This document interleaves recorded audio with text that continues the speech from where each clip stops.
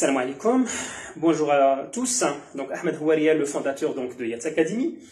Donc c'est un plaisir pour moi de vous annoncer officiellement aujourd'hui donc le lancement de notre plateforme de formation en mode e-learning, une plateforme qui sera dédiée à la formation en matière donc de sécurité, sauvetage, secourisme, donc toute la partie donc justement qui concerne la formation du PNC et la formation du CSS. Donc pourquoi nous lançons aujourd'hui donc cette plateforme?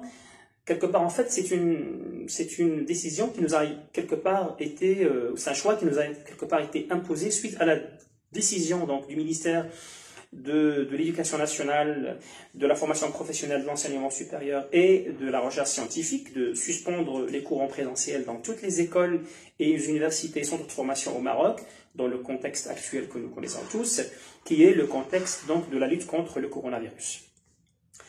Et donc, en fait, c'est une décision qui nous a mis devant un impératif important, qui est celui de trouver des alternatives donc pérennes et efficaces, d'abord pour nos étudiants au niveau de Yates Academy, pour pouvoir poursuivre d'une manière normale et naturelle donc leur cursus de formation, mais également dans le cadre donc de respecter notre calendrier donc d'évaluation, donc les contrôles continus et les examens de fin de module, parce que nous sommes tenus donc justement dans le cadre donc, du système de l'accréditation de notre école, non pas seulement de continuer le cursus de formation, mais également donc d'assurer donc ce qui est imposé comme contrôle continu et comme examen donc de fin de module.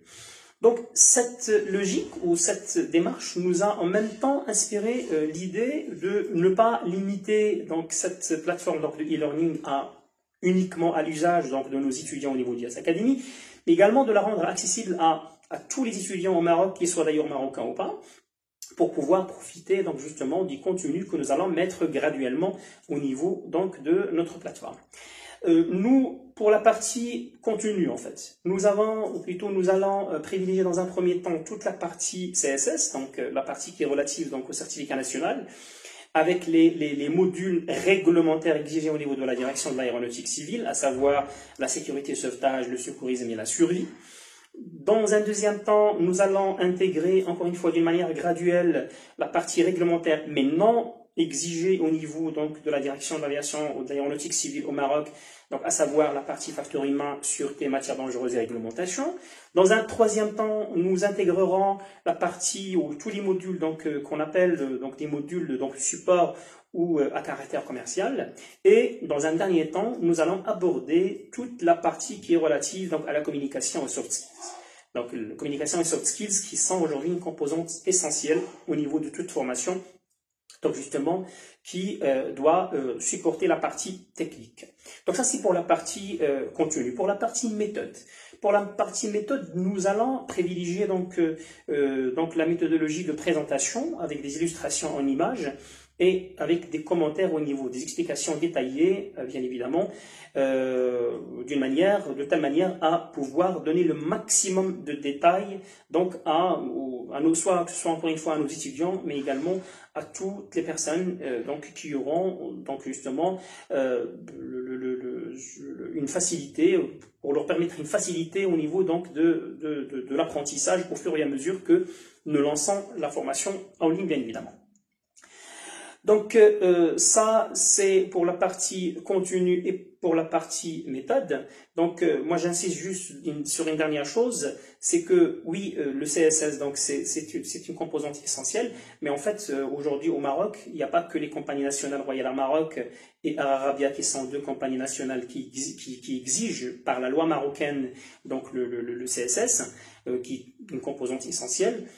Nous avons également des compagnies aériennes donc, du Golfe qui viennent recruter au Maroc, qui n'exigent bien évidemment pas le CSS, étant donné son caractère donc, national.